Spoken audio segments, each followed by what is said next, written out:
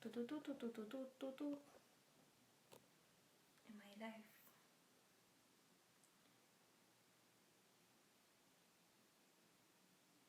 In my life. In my life.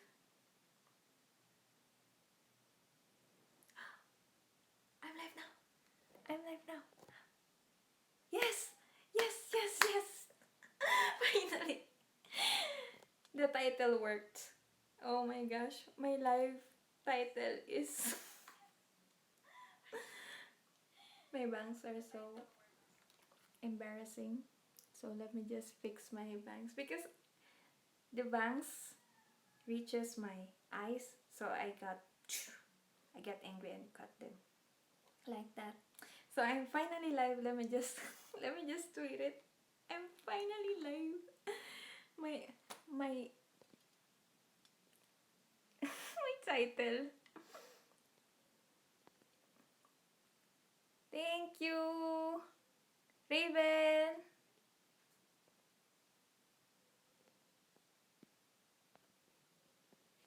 Let me just tweet this. There we go.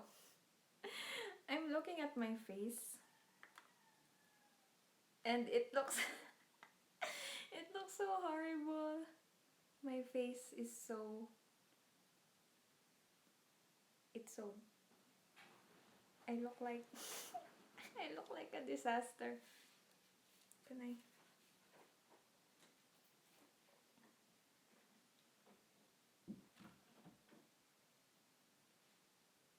I'm a disaster. Anyway, hello. What's up, Raven? Kamusta? How are you all? This is my first live on Twitch and yeah, I'm really happy to have you guys here with me because yeah, I'm really struggling here.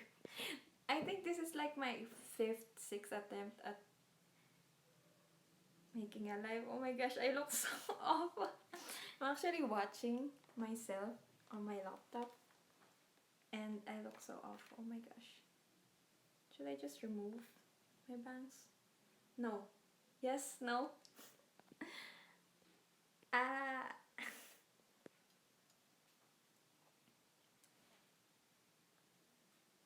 I look so awful.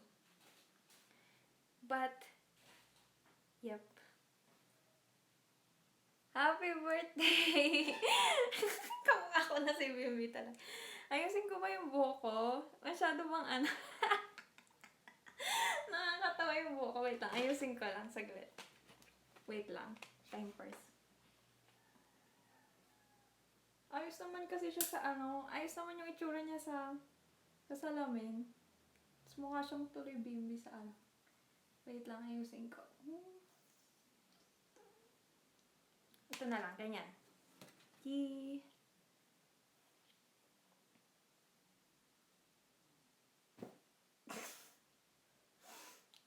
Salamat, Kara. Salamat, Arian. Hindi ko na alam kung anong gagawin ko sa buhok ko. Ano bang magandang hairstyle? Ayan.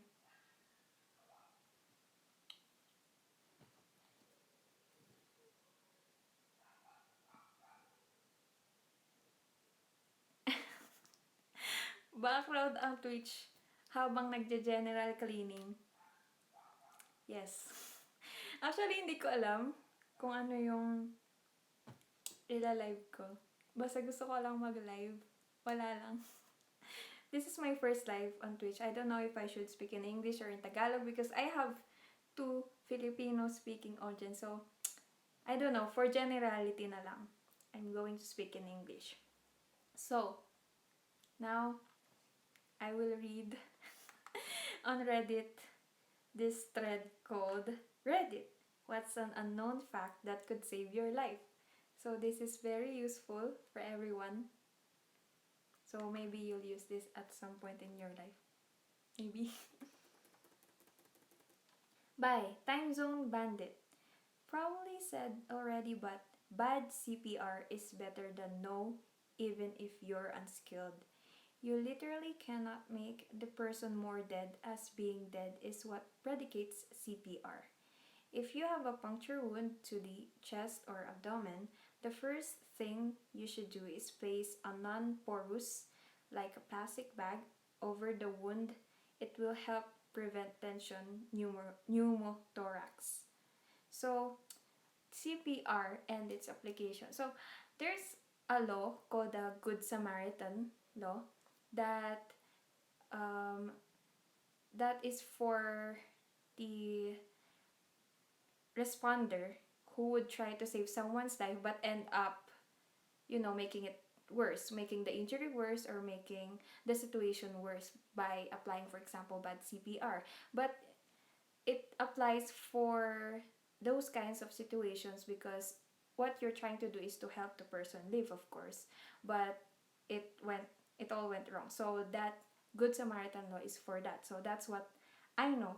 But I don't know, everyone should learn how to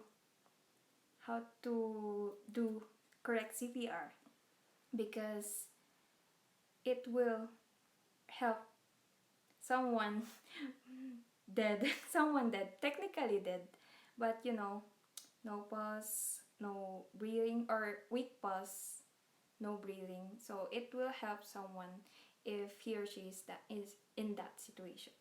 So yeah, everyone please learn how to do CPR. Happy birthday again, Kumabadi. Thank you, Obelix14. Arigato. Congrats with your first Twitch stream. Yes, this is my first Twitch stream. Technically my sixth attempt, hence the title. I think I put the title, Please Let Me Stream Twitch. Please, I'm begging you. So, on to the third suggestion or tip by Time Zone Bandit on Reddit on how to save someone's life or your life, which is an unknown fact. A tourniquet is quite simple to put on and can save a life if there is no other option. Place close to the site or near, not on a joint.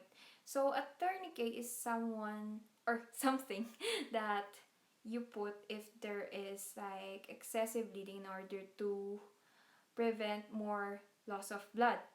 So for example, this hand is like amputated and blood is all over. Am I allowed to say that? Blood is all over the place. You have to put a tourniquet on the supplying artery so that it will prevent more loss of blood. So a tourniquet is very important for that. You should learn how to do a tourniquet, but you just tie over the supplying artery, never on a joint. So let me read the next part here. Never remove a tourniquet once placed, as clots can travel to the brain and lungs. Also, mark the time you put it on. I was about to say that. You should mark the time. Tourniquet. Tourniquet. You should, mark the time on when you put it on because it could lead to serious damage or amputation even if the tourniquet is put on for a long period of time, more than it's supposed to be. Chikong, hello, Wanyazong, Tourniquet Love PSK, hello, welcome to my live stream. Hello, 5 viewers. I'm reading Reddit, what's an unknown fact that could save your life. So on to the fourth tip by Time Zone Bandit. If you're at an accident scene and have no medical training, something you can do is collect information and help calm victims. This is quite helpful as it assists the paramedics with triage and keeps potential injured persons' heart rates down. Alternatively, learn how to hold C-spine. So, calming down is the first thing you have to do if you have no medical knowledge at an emergency scene.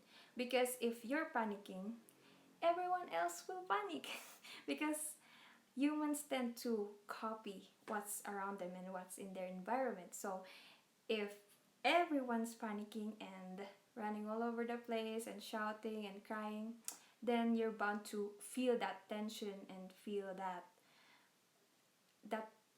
scaring you, that will scare you. So be calm, stay calm, because panicking won't do anything except to worsen the situation. So, be calm. Next, if your car ever gets stuck on the train tracks, look for a sign on the crossing arms. This is the Railway 911 and has a number to call to stop traffic as well as your exact location. So this is tricky because I don't know if this happens in the Philippines because we rarely have train on the land tracks. We have LRT, MRT, but we have PNR. That's on the tracks. But I don't know if there's a case that there was a car that was run down by the train. So be very careful at that. And yeah, you should call Railway 911 if this ever happens to you at a place that a railway and your car could be stuck on a railway. Next, if you've been caught tipsy, pack goes into the wound as tightly as possible, then hold pressure. I don't know how to pronounce Gauss Gauss pronunciation. Do they pronounce Gauss? Gauss. Gauss. Let me just hear how it's pronounced. Gauze. Gauze. Oh.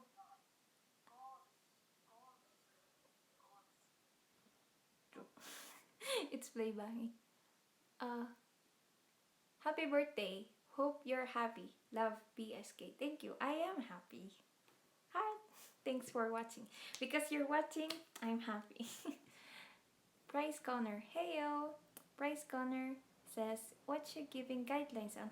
I'm actually reading Reddit thread called What's an Unknown Fact That Could Save Your Life?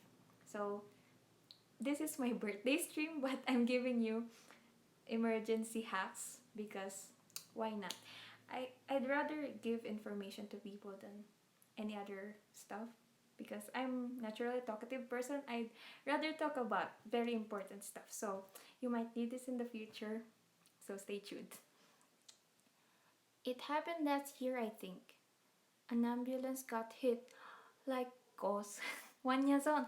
Oh no! The ambulance. So sad. I hope no one got injured in that accident. Obelix 14. Dr. Tanchikon saves life. Hi! We're actually having an elective. I don't know if it. For our elective, we have first aid and water safety. I actually don't know how to swim, but I really enjoy the first aid part. But since we are in a quarantine period, we're not going to the pool to practice first aid and water safety. So we're just discussing it by doing Zoom meetings. So last time I was able to present how to make, how do you say this, a bandage to the leg. So that was our last meeting. That was what we did in our last meeting. If you are driving an inclement weather, pay attention to truckers. They are often warned ahead of time of wrecks and things due to their radios. Also, never drive in the rain without headlights. So this is a very important thing to learn. Always use your headlights, especially if you're driving on the rain. If it's quite dark, just turn your headlights on. Please, please, please, please do it. Let me see here. By Impossible Package, this user replied to What Time Zone Bandit posted. Related to your second point about a puncture wound to the chest or abdomen, a driver's license or other ID is something that most people will have on hand that could work. Ooh, you could use a driver's license to cover a puncture wound. In boot camp, they taught us about sucking chest wounds, which according to my Googling is the same thing as pneumothorax. called sucking chest wounds because that's literally what it is, a wound to the chest that has suction, commonly caused by gunshot stabbings or other kinds of puncture wounds. The tool they taught us we could use if we had to was our military ID cards or driver's license, said to just put it on there and the suction of the wood would hold it and place long enough to provide other assistance or until better qualified people there could get there to help. Because if you cover it, I think it would clot, like the blood would naturally clot. So it's good to cover uh, an entry wound that's spilling out blood so that no more blood is lost. Yeah, this is what I'm thinking. So, to add, if your car is stuck on the tracks, get out of the car and call the railway number on the gate. So, don't stay on your car, get out. They may be able to tell you that you are safe to toot with your car or push it, etc. But don't sit there, it isn't worth the risk. Let me see. Oh, sorry. Oh, Price Connor, what you do when you accidentally mix salt with your tea, but you have guests over and you can't change your cup? Do not let the guests drink it and just just don't. Just don't. It's okay to waste tea because it's bad tea, not good tea. Wanya zone. Lucky we're not living in the 1800s. Oh no, 1800s is full of unsanitary practices. No, no, no. Oh, when leeches and amputation were considered first aid. PH safety tip: if you get stabbed with an ice pick, don't let the attacker pull the ice pick out. The wound would be hard to locate. And actually, if you get like stabbed by something, don't pull it out because it will cause the artery to splurge blood. And yeah, it will be harder to locate. So don't pull it out. Just let the people who have expertise do the pulling out. Let me see. Next. Rescuing a drowning person can be just as dangerous as drowning. The drowning person is completely panicked and has only one goal: get air down, air pipe, and a desperate drownee will do anything to obtain it. That includes climbing on top of a perfectly able swimmer and submerging them underwater to get their own head above water. Know your limits. If you are a poor swimmer or the water conditions aren't favorable, such as strong currents, rough waves, murky water, don't attempt rescue. Immediately contact emergency services and throw something that floats at the drowning person. If you do feel confident to perform rescue and the water conditions are favorable to your abilities, make sure you take something that floats with you so you can immediately hand it to the drowning person before they latch onto you. If they attempt to make a grab at you, immediately kick away. Feet should be pointing towards to the victim and trust the flotation aid at them. If they still attempt to grab at you, keep kicking away until they calm down or even pass out. Better only one person to rescue than two. Because, yeah, a drowning person will be desperate to cling on to anyone, so they would try to drown you just to get air. So, what other rescuers do is to let the drowning person pass out before they rescue them because it will be very dangerous to rescue a panicking person who has very, very strong, strong instinct, strong fighting instinct. So, yeah, be very careful. I personally don't know how to swim. I almost drowned like a lot of times. So, yeah, that's very it's very hard. I don't know if I can perform rescue because I don't know how to swim at all. So, first time I almost drowned was, oh, this was in a falls because if you're swimming in a falls, it's fresh water, not salt water, as opposed to swimming in a beach, right? So, tendency of the fresh water versus the salt water is for you to drown easier because the buoyancy, you are less buoyant in fresh water than in salt water. So yeah, you could drown easier, and that's what happened to me because there was like this gap, and I thought I could swim this far. And then when I swam to the other side, there are rocks here. So I tried to swim to the other side. And when took I went up to get fresh air. I was in the middle, not on this side. So I thought I was here, but I was here. So I was just flailing around. So I was drowning at that point, and I didn't even realize that I was drowning.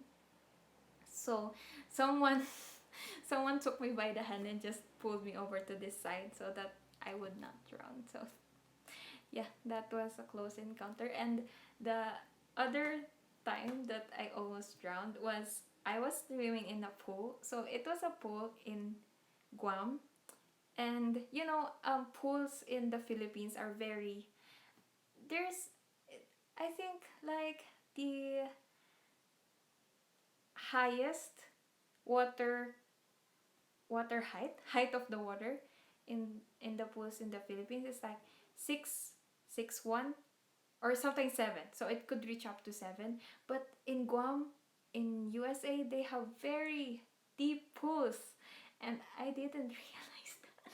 I didn't realize it. In the Philippines, it's marked. Oh, which part of the pool you're in. So this is 5'1", 5'2", 5'3". Oh no, you're on 6 feet. You could drown here. But in the US, there's no signs, there's no marking. So what I did was, so the pool was like, of course, rectangular in shape, and so I was floating. I could float. By the way, I could float. So I was doing floating on the rectangular side. So I thought I was going like this. So it's like width. I was like doing swimming on the width. So I was relaxed and I was closing my eyes and I was doing floating. So I thought I was swimming on the longitude of the pool like this. But what I was actually doing was this. I was doing a diagonal floating. So I was doing it diagonally. So of course I was going to the deeper side of the pool without me realizing it, because I was really relaxed and I would close my eyes. So yeah, when when I came to, so I was like, whew, and then I was like, kind of, the standing position, but oh no, I'm drowning. So I was flailing around again, flailing, and I was like, Dex. So that's the name of my brother. So I called for my brother for him to pull me to the to the less deep side, so to the shallow side. Oh no, terrible. Yeah, I know Tower Mind. It's so terrible. 1 year zone depth. Oh yeah, depth, not the height. The depth of the pool. So that's what I mean. So yeah, do not underestimate water. I thought I could float, but no, never again. I'm scared to go to deep side of the pool or the ocean, especially Baler. I think it's Baler because the waves there are very strong for surfing. So I don't know even how to swim, so I wouldn't dare. It's a no. No, don't go there. Don't go there because you could die there. Next. I will be skipping the swimming tips because I already told you a lot about swimming. Let me see. Next. Okay. If you get kidnapped, try to leave as much traces of yourself behind as you can. For example, leave bits of clothing behind or scratch your arms a lot to leave dead skin behind. This way, you increase your chances that a search dog could pick up your scent and find you. By Prince_Polo. Hmm. Yeah, this is very very alarming, like kidnapping cases. There's been a lot in the Philippines. It's very scary. So what you do when someone tries to kidnap you is to try to fight your way out. So try to kick, punch your way to, in order for you not to be taken into inside a car, because once you're inside, you don't know what's gonna happen to you. So that's very, very dangerous. So make sure to fight, fight, fight, shout, fight before they take you into the car. And yeah, you follow Principal's advice so that search dogs could find you. By Angle Pics. This is a New Zealand specific one, but all emergency numbers work here. The official number is 111, but 999 will all work. This is so that tourists can reach emergency services easily. Wow, this is nice. I hope in the Philippines it works like that as well, because I don't know what the emergency hotline in the Philippines is. Let me search. Emergency hotline Philippines. Because we have a lot, right? Oh, it's also 911. But I don't know if this works, because there's like other reports that says that this doesn't work at all. And sometimes people would just refer you to other numbers, and when you call them, they would refer it back to this number. So it's very tricky. Next, if you smell a fish smell in your house, some people also report a urine-like smell for no reason. 9 times out of 10, it means there's electrical fire. So be careful of fish or urine smell for no reason, because that could be electrical fire. It could be like your wires bitten by rats, and yeah, it sparks. It could spark. The best defense against an aggressive bear, says Mandarism, is to get some sort of large object like a large tree or car and just keep moving around it, keeping it between you and the bear until they get bored and leave. Bears are way faster than people in straightaways, but cannot maneuver around the object as quickly due to how big they are. Do not try and climb the tree, just keep it between you and them. So it's called the squirrel defense. I think there's like 3 ways to like keep safe when you are attacked by bears. So they're like brown bears, black bears, and then polar bears. So I think I don't know which one is it. So you play dead with the brown bears, correct? Play dead. Brown bear? Yeah, I think it's a brown bear. You play dead. Okay, play dead when you encounter brown or grizzly bears. And then try to be intimidating when you encounter black bears. And what I remember is that polar bears, you try to leave as many stuff behind, because it will be confusing to them. So that's what I remember. I always read these kinds of stuff because it's very interesting for me. Next, I'm just scrolling around. Drug users or alcoholics, said Helicopter, often used in the same places / with the same people around the same time of day. So your body is conditioned so that when you are in these familiar situations, your body is basically preparing for you to use drugs. When you switch up your normal routine, your tolerance is actually lower because your body wasn't triggered by your surroundings. This is important to consider to prevent people from overdosing by using a similar amount as normal in a situation where their tolerance wouldn't be the same.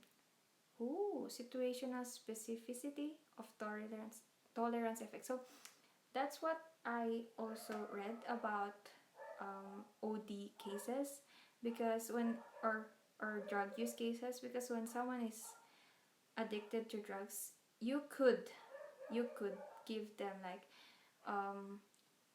doses that are smaller than their usual one, and make it smaller and smaller until they don't take it anymore. So because their body is used to those kind of drugs. Dun dun dun. Can you hear the dogs? There's dogs outside. So I'm just here Oh, this is the same as the other one, back to back. If someone is stabbed or punctured by a sharp object, leave it inside. Do not, absolutely do not try to pull it out. Leave the object until help arrives. Pulling it out will only double the damage. The object can considerably reduce and stop the flow of blood by exerting pressure on the injured area. The moment you put it out, blood flow is likely to increase. Ooh, yep, that's what they call about puncture wounds.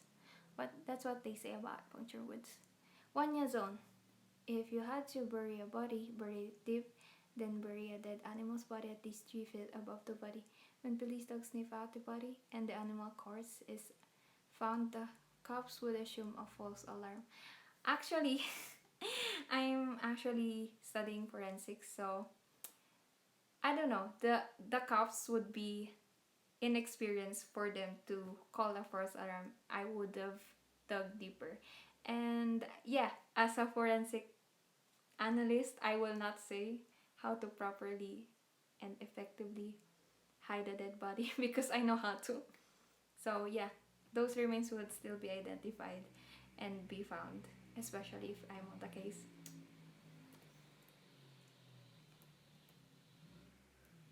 Next, I'm just scrolling around and just finding random trivia. If you are being followed by someone, said charming advertising to, the best chance you have at deterring the person pursuing you is to turn around and yell firmly at them, "What do you want?" whilst getting the best description of their face. This will help people that are around you know where you are, whilst hopefully scaring the creep off, as they will most likely realize that you have seen their face and know they are following you.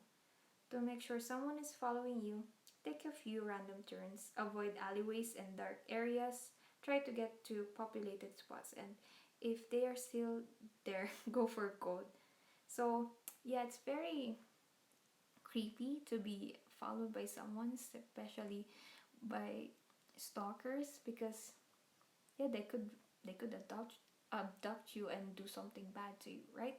So yeah, you should be wary of your surroundings in order for you not to have any stalker around. Yeah, and try to get help as much as possible. Get to somewhere populated, someone with other people, so that you have someone that you could run into, you could go to, and tell that someone's been following you. Yeah, it's okay to assume that someone's following you instead of just brushing it off, because it's better to be safe than to be sorry. You don't hide bodies, you destroy them. I'm not gonna comment on that. I'm not gonna comment on that. Because yeah, I have knowledge on how. So I will not, I'd rather not say it on the internet. Yep, it's secret. It's the forensic secret. Okay. Next, SY029. The whole thing, waiting 48 hours to report someone missing, is total BS. If someone is missing, especially a child, report it ASAP. Make sure your family knows, and it could save your life. I think there's like a golden time for child kidnapping cases. Like there's like a specific time frame for that child to be found alive. So if it exceed that time, there's a high chance that that child could no longer be saved, or is could be found, but it's just the body is found and the child will not be alive anymore. So very, yeah, very crucial to report people missing as soon as possible, so that you could create a manhunt for that person and try to get clues as soon as possible, because time is very crucial, especially if someone is abducted. If you see a drunk person blacked out, says cosmic tap, or get knocked out, putting them in the recovery position can save their life.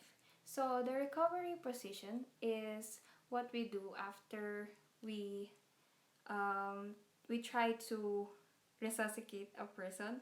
So, for example, if I do CPR on a person and that person was able to find breathing on his own, I would put them on recovery position. Or, for example, someone who'd drowned and I perform CPR, and then yeah, they could breathe on their own now. It's best to put them on recovery position so that they could like vomit the water out that's in their system. So what the recovery position is that I place one arm up and then elbow like this. So one arm up like this and then elbow like this. So the person is lying down obviously. And then the knee would be bent and the other foot would be straight, and then you try to put them on this side so they could be like that. So the knee is for their face not to hit the ground, and this one, the elbow is for their face not to hit the ground, and the knee is for other support. So that's the recovery position that is very important when you try to rescue someone. Oh, and not a lifesaver, but a bonus. Few people seem to know if someone faints, bring their knees up to their chest and press them down gently. This brings additional blood to the brain and will generally bring them back quickly. So, bring their knees up to their chest. So, this is situational because okay, for example, someone is doesn't have like is obviously does not have like enough blood on their face part or upper part of their body. You have to move their legs up so that the flow of gravity could help and put blood on this side of their body until medical assistance arrive. Same as with having lack of blood on the lower part, so make sure to elevate the upper part of the body so that gravity will help the flow of blood go down to where the blood is needed until medical assistance arrives. So yeah, these are a lot of medical assistance advice. And here, by Aries 73, there is a symptom that is a general feeling of something is wrong and I need help. If you ever have that feeling without being able to point out the reason, it's not just I have an ache or having a panic attack, listen to it. I was at work and from one moment to the next decided I had to go home. So I did. It was a 2-hour trip with public transport. And about an hour in, I decided I had to go to the hospital, not home, so I did. Had multiple pulmonary thrombosis, but no symptoms at all except for that one. In the hospital for 10 days on anticoagulants ever since. Listening to my weird body signals saved my life. Pro tip, don't follow this tip if you have generalized anxiety disorder by deleted user. So, I think this is what a gut feeling is for. So, I watch videos about gut feelings because I really love them because it saves you from danger. So when you have this feeling in your gut that something's not right or you're in danger, you have to go and try to save yourself and put yourself safe to safety and not put yourself at risk by staying on that area or at that case. So if you feel something's wrong with your body, make sure to go. Make sure to go to the hospital in order to get yourself checked because as what I said, it's better to be safe than to be sorry. Yeah. So I don't know if you have more life-saving hacks. Comment down if you have thought of a life-saving hack before I end this dive. Before I end this dive. And I'm just like randomly searching life hacks on this thread, and comment down below if comment down on this side if you have life-saving hacks that you could share to us. But in the meantime, I'll try to read more here because there's like a lot here and I really love reading them. If you ever underwater and can't tell which way is up when you got knocked around by a wave, just blow a few bubbles out as they always go up. Ooh, by Galactic_Warrior. This is so nice because I read I read a series, a book by Dan Brown. It's called, oh no, I will not spoil the name of the book, but it's by Dan Brown. And one of the characters got into this, got, is nearly drowned because the ship sank. And I will not spoil why or how, but I don't know if the ship sank or she just she just went to the went to the ocean. So yeah, so the ship sank and then it has lights on it, right? So she thought that that was the way up because there are lights on the ship, but someone pulled her to get her to the real way up, which is the opposite way. So she almost swam to her death because she thought that the deeper side or the ship is where the lights are is the way to the surface, but no, no, no. So you have to think the character that saved her. Wanya zone. Always keep a whistle around in case of emergency. Yes, yes, yes. Always keep a whistle around so it will be like easily accessed so that in case of emergency you could just blow on it in case you can't scream. Just blow on it and hopefully help will come. In my case, I always bring with me a pepper spray in order to protect myself. So I have the element of surprise when someone tries to do bad things. But hopefully it doesn't come. Hopefully that doesn't come to anyone, to any of us. my my hair just changes throughout this live. I don't know what's happening to my hair, but I got it like this. Okay. My gosh, it's it's floating. My hair is floating. Let me just try to.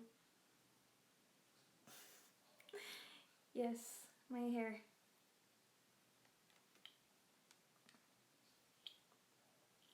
I don't know. I don't know anymore what's with my hair. Not for people, but still. By Thanks1337. Raisins, grapes, and avocados are just as bad, if not worse, for dogs than chocolate.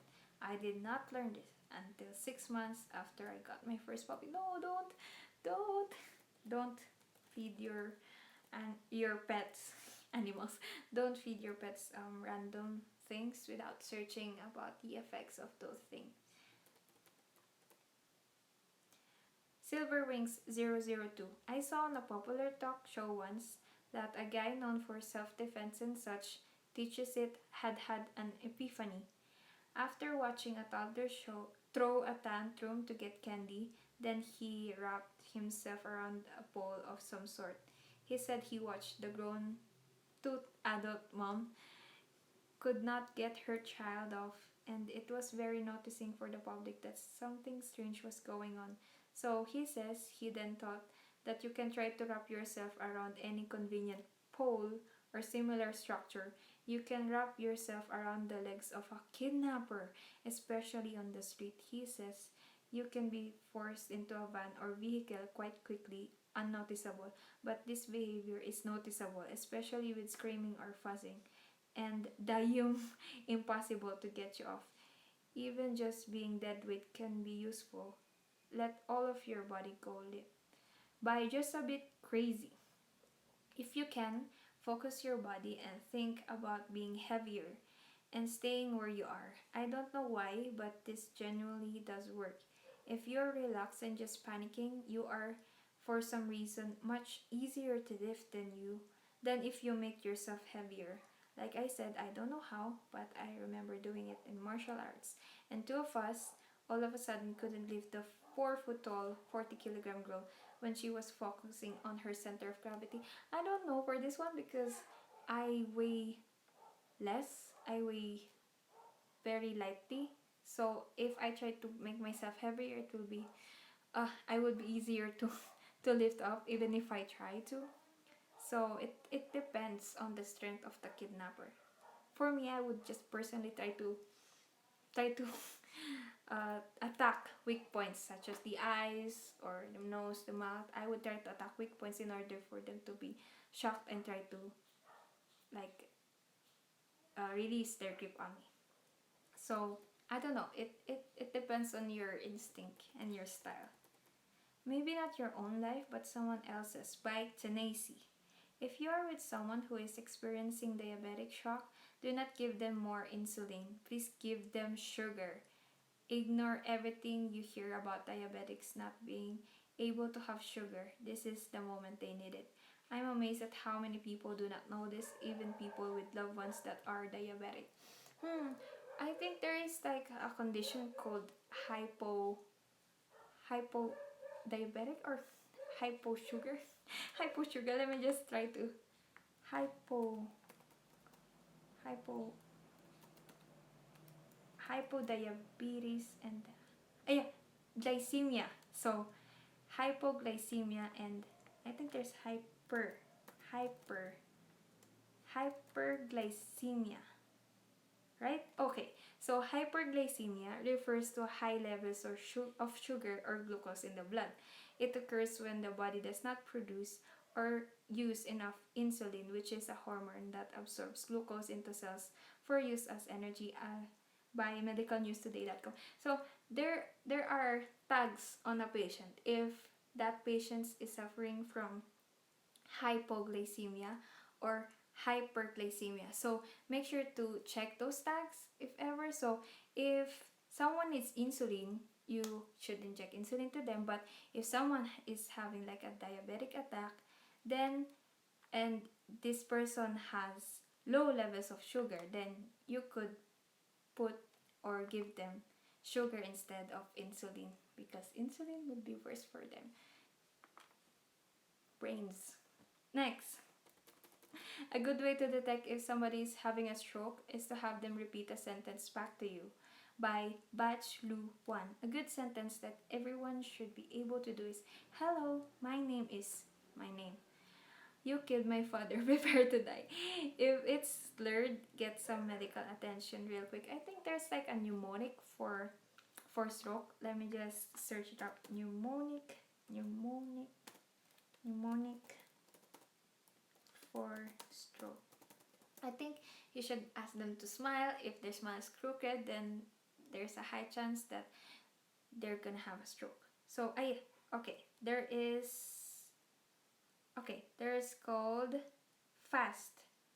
FAST is an acronym used as mnemonic to help detect and enhance responsiveness to the need of a person having a stroke. The acronym FAST stands for F for facial drooping. So for example, like this. So if the person is noticeably having facial drooping, and then arm weakness, flailing arm, speech difficulties such as slurring, so they can pronounce their name right. They think they're pronouncing it right, but when you talk to them, they are slurring.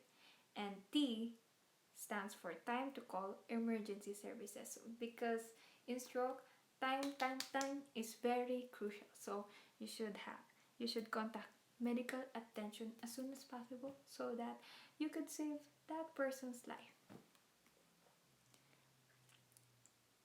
I don't know how I know those terms, but I do, because you might have learned it before.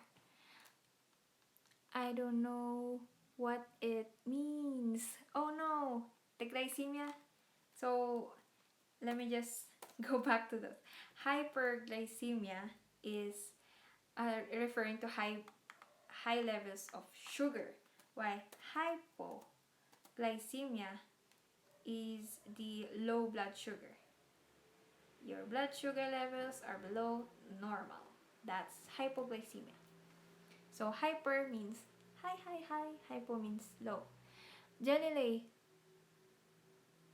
Sakura, happy birthday and good night / morning. Well, I just woke up. Good morning, Jelly. Good morning in Pennsylvania. Hello, thank you for watching my first live stream here on Twitch. This is my attempt at a live stream. I don't even know what I'm doing, but thankfully Wanya Zone is watching me.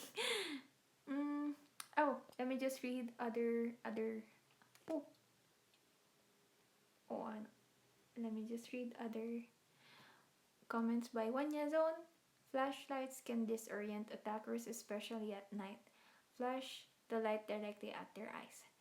It kind of makes sense with the panicking part. Random direction of movements can make it appear that you're lighter.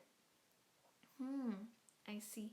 But if you play around randomly, make sure it's not effective. Just make sure to attack your attacker. Yes, attack your attacker. Next tip. If you see a motorcycle crash, don't remove the helmet and don't let the injured person remove it himself or herself, since it might be the only thing holding the neck together. Paramedics should be the ones removing it. So yeah, sometimes you're suffering from a head or neck injury and then you remove the thing supporting it. Don't ever do that. Make sure that experts will be the one to remove it, because they know if you have injured any part of your head or your neck. So make sure to not remove your helmet, and always wear helmets, always wear seatbelts for road and traffic safety. The headrest of most car seats comes off, and the metal points on the end can be used to break out the car windows if necessary. Ooh. Oh, by Lady Hikes a Lot. But the real scrote is trying to say, not in the way you think though. Pounding on the glass isn't a great way to break it. The best way is to insert the metal part onto the seal between the window and the door. Oh, and lever it outward to break the window. Oh, so you're trying to shimmy it. Shimmy, shimmy. Shimmy, shimmy the window. Like the Pontiac Bandit. Do not try to suck out venom from a snake bite. Do not. People having seizures cannot swallow their tongue. Do not put anything in their mouth. So by easy work. So when someone is having a seizure, make sure that you don't hold that person having a seizure down. You just try to eliminate all obstacles or all sharp objects that could hurt that person having a seizure, and just try to wait it out. Just wait the seizure out. So make sure to wait it out, and then once the person has gone down, only then you're allowed to check on the person. Because yes, you can stop the seizure, and it will only be worse if you try to hold him down or her down. Helvetica Bold. I like that username. I had to stop people from doing this to someone who was seizing less than a month ago. I apparently should have also discouraged them from helping the person to her feet as soon as she came around, because she immediately seized again and would have fallen on her head if someone hadn't caught her. She was talking. I also had to tell the bartender, who was standing 5 feet away and gawking, to call 911. Good Lord, that was a toot show. Luckily, I had the whiskey waiting for me as soon as things calmed down. But come on, people, like, if you have knowledge about this kind of stuff, be sure to assert, because when people have less knowledge, they try to be dominant. I don't know what's with stupid people, and they're dominant. They're trying to be assertive with their lack of knowledge. I don't even understand that kind of logic. But yeah, when you know something, and you know that you're more knowledgeable than the others, and you could help more, you're 100% sure that you could help more than what they're doing, you try to be assertive, because that's what I do. I try to be assertive and say, I have this knowledge, and it will just what you're doing is making the situation worse. Trust me. Trust me. Yep, because it's better to trust someone with real knowledge than someone who's just pretending. Sad__raccoon. You can survive for 3 minutes without air or in icy water. Survive for 3 hours without shelter in a harsh environment, unless in icy water. Survive for 3 days without water, if sheltered from a harsh environment. Survive for 3 weeks without food, if you have water and shelter. So that's the 3 rule. 3 minutes without air, 3 hours without shelter in harsh environment, 3 days without water, 3 weeks without food. So I think I think this is for an average person. Like if a malnourished person will go out there, eh, that person will not survive longer. That person will survive shorter. And you know when there's like a rubble, like an earthquake and a rubble, a person who has more body fat is more likely to survive because body fat could help insulate the body and it could like your your metabolism is more, I don't know how to correctly term it, but you're more most likely to last longer than a person who's like stick stick stick man. Take everything here with a grain of salt by Niffler Owl. Most people here are not medical experts. Double check all of these. I will. We will because I'm studying all this, so I'm the expert trying to take into account all of these.